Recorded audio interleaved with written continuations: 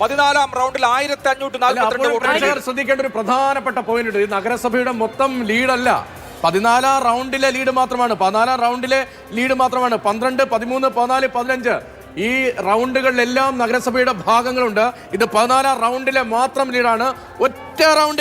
ഒരേ ഒരു റൗണ്ടിൽ 1542 വോട്ടുകളുടെ ലീഡ് എന്ന് പറയുമ്പോൾ നഗരസഭ വലിയ തോതിൽ പ്രതീക്ഷിക്കാത്ത തരത്തിൽ അഭൂതപൂർവമായി ആര്യൻ ഷൗക്കത്തിന് പിന്തുണ പ്രഖ്യാപിക്കുന്നു. UDF-ന് വോട്ട് ചെയ്തിരിക്കുന്നു.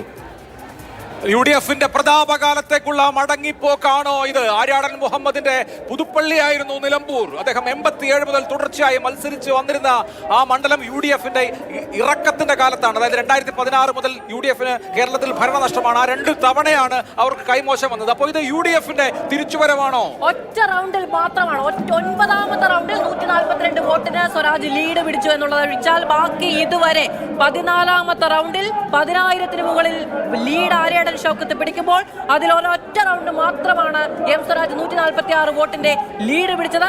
മറ്റെല്ലായിടത്തും UDF-ന്റെ കൊടുങ്കാറ്റ് എന്ന നിലയ്ക്ക് തന്നെ പറയാം. ആഘോഷാരവം ഉയരുകയാണ്.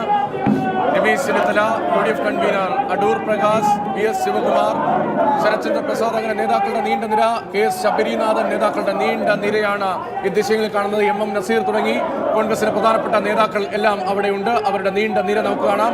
മധുരം പങ്കുവച്ച് അവിടെ വിജയം ആഘോഷിക്കുകയാണ്.